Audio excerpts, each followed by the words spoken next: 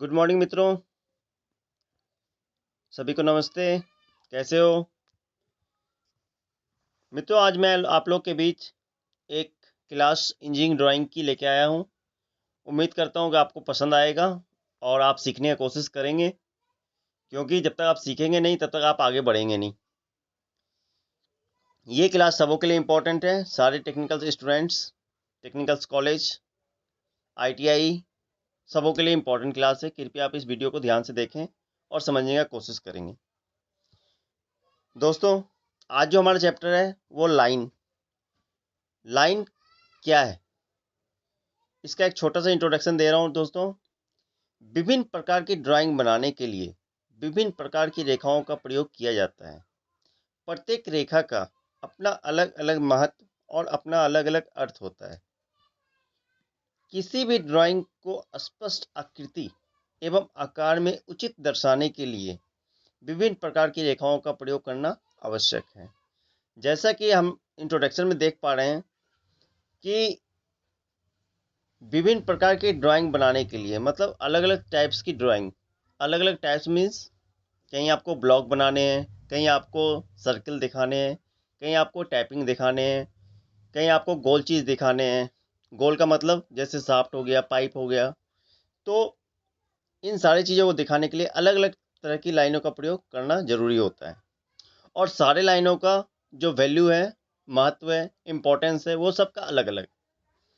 ठीक है, अब हम पहुंचते हैं अपना शुरू वाले पॉइंट पे। टाइप्स ऑफ लाइन, रेखाओं के प्रकार। मुख्य रूप से रेखाओं को निम्नलिखित 3 समूहों में बांटा गया है। 3 समूह मतलब 3 ग्रुप में।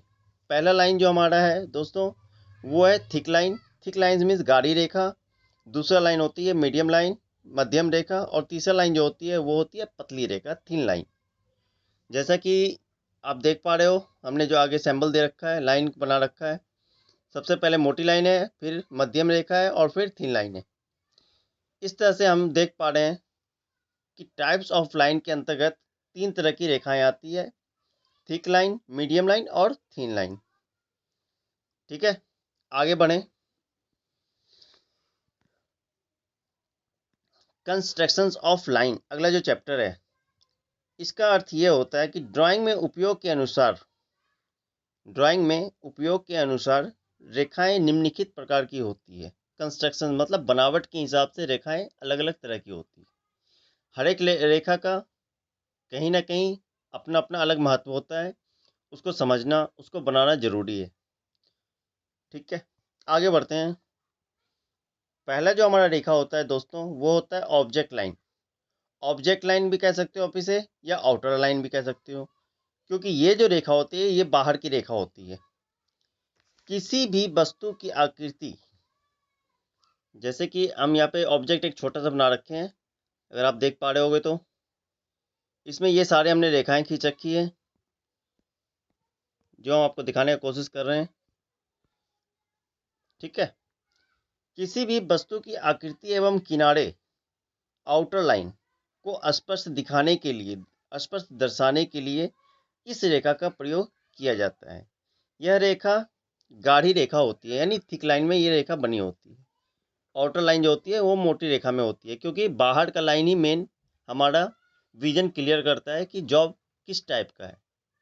क्योंकि रेखाएं इसमें कई तरह की होती है और सबका जब तक कंस्ट्रक्शन अलग अलग नहीं करेंगे, कहीं मोटी रेखा कहीं पतली रेखा, तब तक वो चीज़ हमारा विजन क्लियर नहीं हो पाएगा। इसलिए सभी रेखा का जो थिकनेस होता है वो अलग अलग होता है, कहीं मोटा होता है, कहीं पतला होता है। ठीक है, वो जब हम आगे एक्सप्लेन करेंगे फिर आपको और समझ में आता रहेगा, आप बनाते रहेंगे। उसके बाद हमारा जो दूसरा नंबर लाइन आता है वो आता है central line. Central line means मध्य रेखा। जैसे नाम से ही स्पष्ट है, मध्य रेखा मतलब बीच का लाइन। इसका डिफिनेशन होता है दोस्तों, किसी आकृति में अप्रत्यक्ष किनारे को इस रेखा के द्वारा दिखाया जाता है। यह रेखा मीडियम लाइन में होती है। यह रेखा जो होती है वो मीडियम लाइन में होती है। अगर हम इसको थोड़ा सा और एक्सप्लेन करें, जिस तरह से आप देख पा रहे हो, हमने यहाँ पे एक लाइन खींच रखा है। ये लाइन आप देख पा रहे होगे, इसमें छोटा सा ब्रेक किया हुआ है बीच में। ये जो ब्रेक किया हुआ है, इसका रेशियो चलता है दोस्तों। इसका रेशियो जो होता है वो 4:1 या 6:1 का रेशियो होता है। आप 4:1 का रेशियो से भी लाइन खींच सकते हो, 6:1 का रेशियो से भी लाइन खींच सकते हो।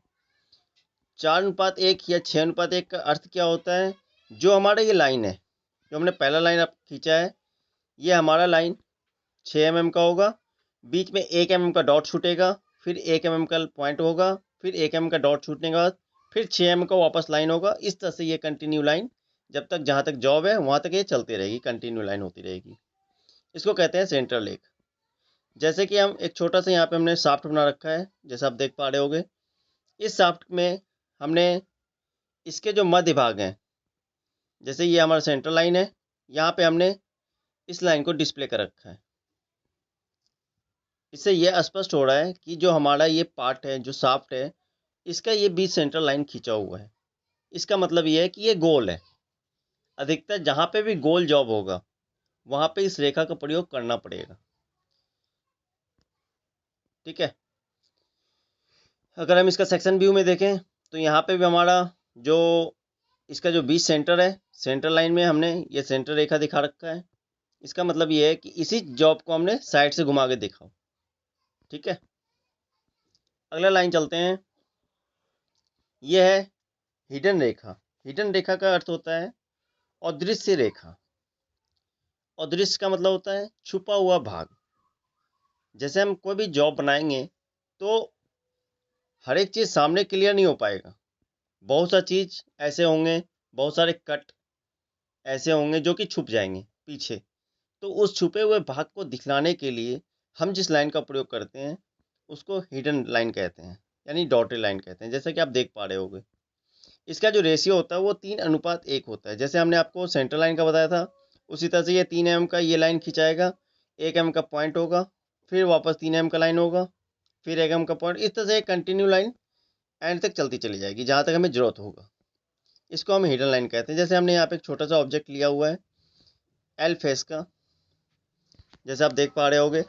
इस एल फेस में क्या है कि सामने से जो हम इसको देख पा रहे हैं तो ये सामने से बिल्कुल क्लियर दिखाई दे रहा है, कोई इसमें कट नहीं है, कुछ डॉटेड लाइन नहीं है, कोई स्टेप नहीं बना हुआ है।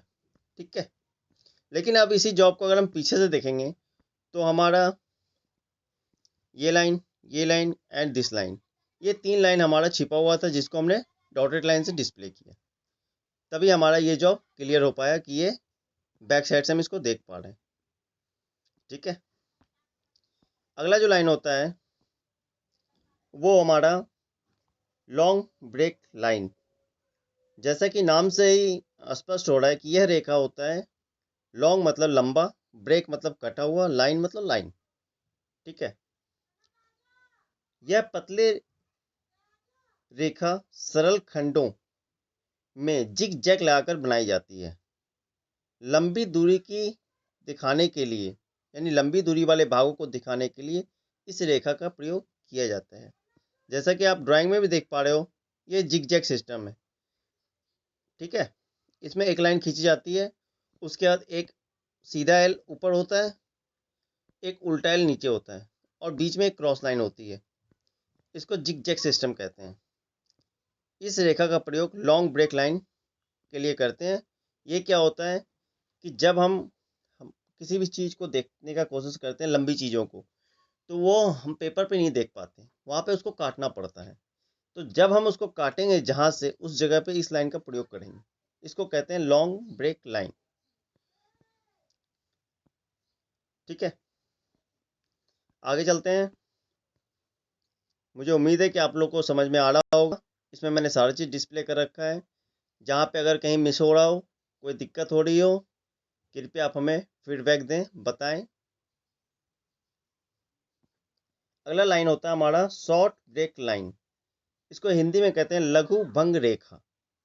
यह एक पतली मुक्त हस्त रेखा होती है जिसकी आकृति में थोड़ी बहुत दूरी की भंगता दिखाई जाती है। ये मीन्स ये जो लाइन होता है दोस्तों, ये फ्री हैंड स्केचिंग लाइन होता है। इसमें कोई प्रकार की जरूरत नहीं होती, कोई इंस्ट्रूमेंट की जरूरत नहीं होती। ये आप सिर्फ आपके पास पेंसिल और पेपर होनी चाहिए। पेपर के ऊपर एस आकार में इसको फ्री हैंड स्केचिंग से यानी मुक्त रेखा चित्रण के द्वारा बनाया जाता है। अब जैसे दोस्तों आपने पीछे देखा लंबे चीज को छोटा करके दिखाना, उसी तरह से शॉर्ट ब्रेक लाइन में क्या होता है कि छोटे चीज को बड़ा करके दिखाना। ठीक है मित्रों, छोटे चीज को बड़ा करके दिखाना। फॉर एग्जाम्पल अगर हम थोड़ा सा उदाहरण लें, जैसे सुई होती है। अब सुई कितनी पतली सी होती है, लेकिन उसकी भी तो ड्राइंग बनी, बिना ड्राइंग का तो वो भी नहीं बना। तो वो सुई की हमने ड्राइंग बनाई। अब फॉर एग्जाम्पल 0.5 mm की उसकी थिकनेस होगी थोड़ी देर के लिए। अब 0.5 का तो हमने बना दिया ड्राइंग, हमने पेंसिल का नोक भी पतला किया, उसके हिसाब से हमने स्केच खींच दिया। लेकिन उसमें अब दूसरा चीज़ डायमेंशन भी डालने पड़ेंगे उसकी दूरी दिखाने के लिए। तो वो दूरी हम वहाँ पे डिस्प्ले नहीं कर पाएंगे, क्योंकि वहाँ पे डिस्टेंस ही बहुत कम होगा। जो हमारे ड्राइंग में रेशियो है, रेशियो के हिसाब से डिस्टेंस ही बहुत कम होगा, वहाँ पे हम दूरी नहीं दिखा पाएंगे। उस कंडीशन में क्या होगा, जॉब नहीं बन पाएगा। तो इन प्रॉब्लम को सॉल्यूशन के लिए वहाँ पे एक छोटा सा सिस्टम लगाया गया कि उसको काट के बड़ा करना, यानी छोटे चीज़ को बड़ा करना। तो जहाँ से हम जिस पार्ट को काटेंगे दोस्तों, वहाँ पे हम इस टाइप का शॉर्ट ब्रेक लाइन का इस्तेमाल करेंगे। यानी इसका अर्थ ये होता है, जहाँ पे भी ये सिंबल दिखाई दे, इसका अर्थ ये होता है कि हमने उस चीज़ को काट के बड़ा किया है। ठीक है दोस्तों, ये जो हमारा चलता है शॉर्ट ब्रेक लाइन और लॉन्ग ब्रेक लाइन, ये स्केल के हिसाब से चलता है। ये एक छोटा सा हमने यहाँ पे पैराग्राफ बना रखा है, आप देख पा रहे होगे। ऊपर हमने स्केल लिख रखा है। ठीक है, स्केल में अगर हमारा जनरली होता क्या है कि जितनी बड़ी ड्राइंग है, ठीक है, उतनी बड़ी ही जॉब बननी है। ठीक, या ऐसे कह लें या ऐसे कह लें, नियम जो कह रहा है वो बताता हूँ मैं आपको। जितनी बड़ी जॉब है उतनी बड़ी ही ड्राइंग बननी है। ठीक है, अब अगर जॉब हमारा 50 mm का है तो पॉसिबल है कि हम उसको पेपर में हम उसको बना सकते हैं। 500 mm का है तो उसको भी हम A1 की साइज पेपर पे बना सकते हैं, चार्ट पे बना सकते हैं। लेकिन अगर वो एक घर है, मकान की बिल्डिंग की ड्राइंग बनानी है, तो हम उसको कैसे बनाएंगे, क्योंकि उतना बड़ा पेपर तो अवेलेबल हो नहीं पाएगा। तो वहाँ पे क्या करते हैं, छोटे पेपर पे उसको हम कम करते हैं, साइज को कम करते हैं, रेशियो के हिसाब से लेके चलते हैं। तो रेशियो के हिसाब से चलने के क्रम में हम उसको बनाते हैं। जैसा कि आप यहाँ पे देख पा रहे हो, स्केल फुल साइज अगर हमारा 50 mm की जॉब है, 50 mm का है, हमने ड्राइंग भी 50 mm का बनाया है, जॉब भी हमारा 50 mm का है, तो वो हमारा जो स्केल आएगा 1:1 आएगा, 1:1। ठीक है, अच्छा दूसरा चीज़ है रिड्यूसिंग साइज। रिड्यूसिंग मतलब जब किसी वस्तु का आकार बड़ा रहता है तो उसे ड्राइंग शीट पर फुल साइज में स्केल में बनाना संभव नहीं होता है। वैसी स्थिति में उस साइज को रिड्यूस के स्केल में बनाया जाता है। जैसे एक मीनार है या सेतु का स्केल एक शीट पर नहीं बनाया जा सकता है, इसका स्केल न्यून साइज में ही बनाया जाता है। अगर एक वस्तु की लंबाई 1 मीटर है तो उसे 1 सेंटीमीटर में प्रदर्शित किया जाता है, यानी उसको बड़ा को छोटे रूप में रिड्यूस करना। ठीक है दोस्तों, बड़ा चीज़ है उसको हमने कम कर दिया। तो कम करने के बाद क्या होता है, ये हमारा रेशियो चलता है। जैसे 1:1, 1:25, ये रेशियो में हमको चलते रहना पड़ेगा। 1:5, ठीक है, 1:10, ठीक है, 1:20, 1:5, ये हमारा रेशियो होता है। इस रेशियो के क्रम में हमको चलते रहना पड़ता है, और वही रेशियो में हर एक डायमेंशन आएगा। अगर हम एक डायमेंशन को अगर हाफ करते हैं, जैसे 500 का हम अगर 250 लेते हैं, तो कहीं अगर 5 mm है तो वहाँ पे हमको 2.5 mm लेना पड़ेगा। एक ही रेशियो सारे जगह पे यूज होंगे। अगला in large scale. In large का मतलब होता है कुछ वस्तुएं इतनी छोटी होती है कि उसकी ड्राइंग फुल साइज में बनाना संभव नहीं होता है।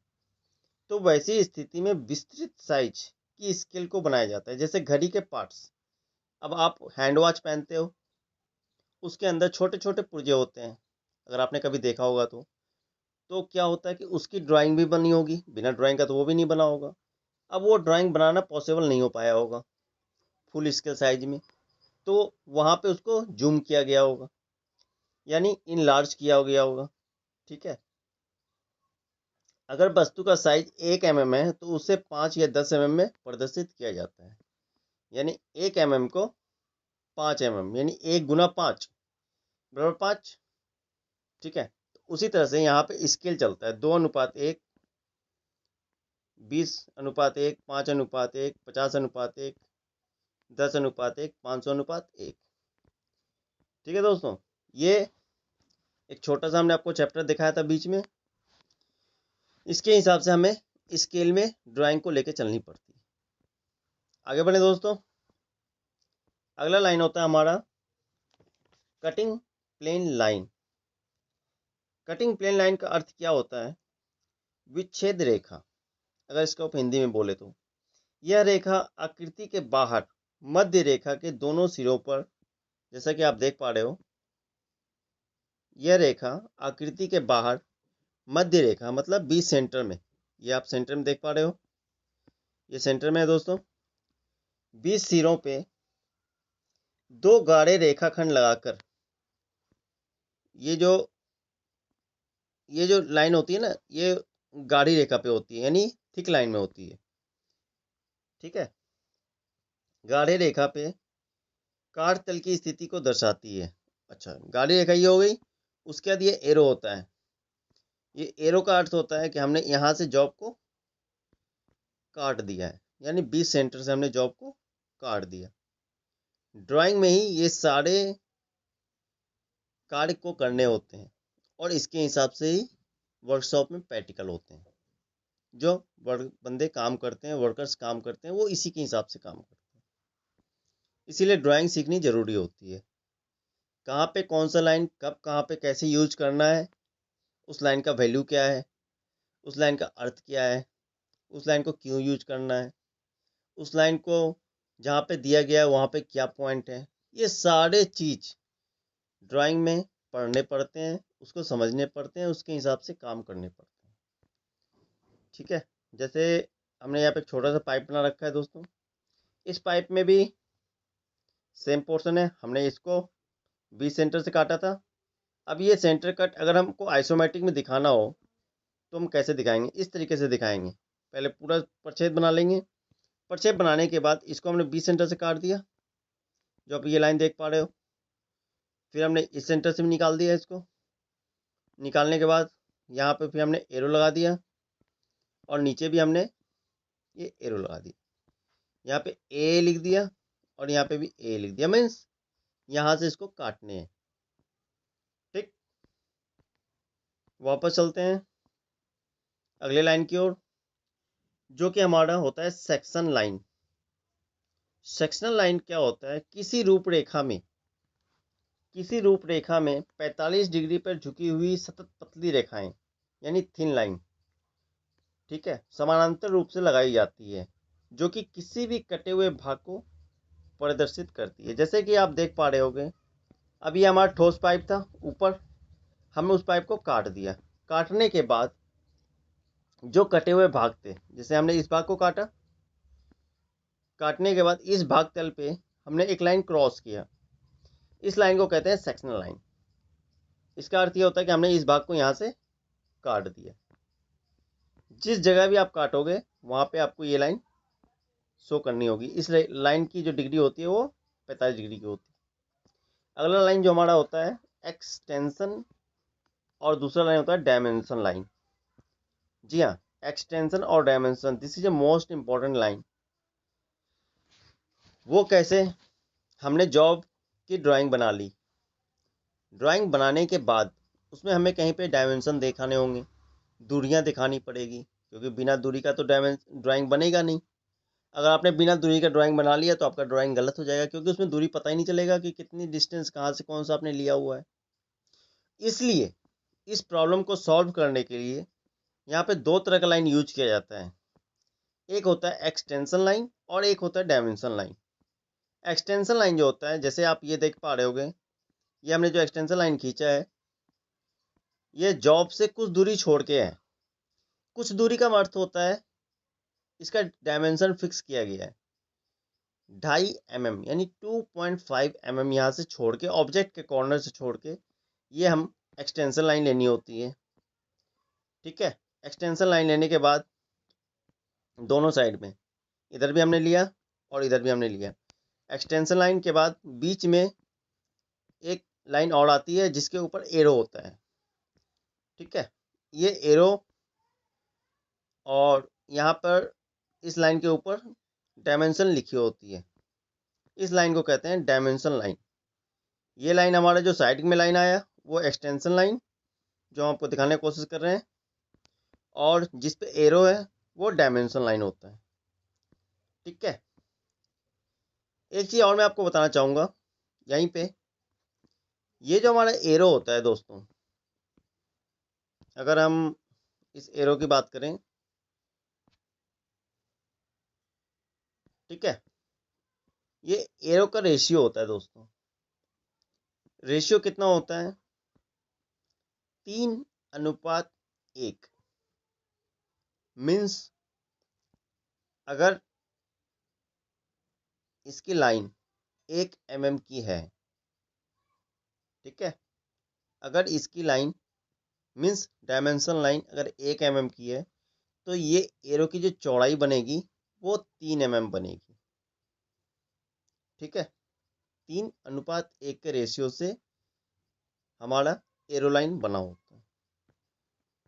इस तरह से दोस्तों आज मैं आप लोग को टाइप्स ऑफ लाइन समझाने की कोशिश किया। उम्मीद है कि आपको समझ में आया होगा मित्रों। अगर नहीं समझ में आया हो तो कृपया आप नीचे कमेंट कर सकते हैं। हमारे कॉन्टैक्ट नंबर पे आप जा सकते हैं, हमें मैसेज कर सकते हैं। ये सारे इंस्ट्रूमेंट्स आपके लिए इम्पोर्टेंट इंस्ट्रूमेंट्स हैं। इंस्ट्रूमेंट मीन्स वैसा चीज़ जिसके द्वारा आपको ड्राइंग बनानी है। ठीक है दोस्तों, कृपया आप इस वीडियो को वापस रिवर्स करके दोबारा देखें, दोबारा समझने की कोशिश करें। और दोस्तों अगर आपको ना समझ में आया हो तो प्लीज़ नीचे कमेंट ज़रूर करें, और प्लीज़ चैनल को एक बार सब्सक्राइब और बेल बटन ज़रूर दबाएं ताकि मैं जो अगला वीडियो बनाऊं वो आप तक आसानी से पहुंच जाए। ठीक है दोस्तों, ओके, थैंक यू।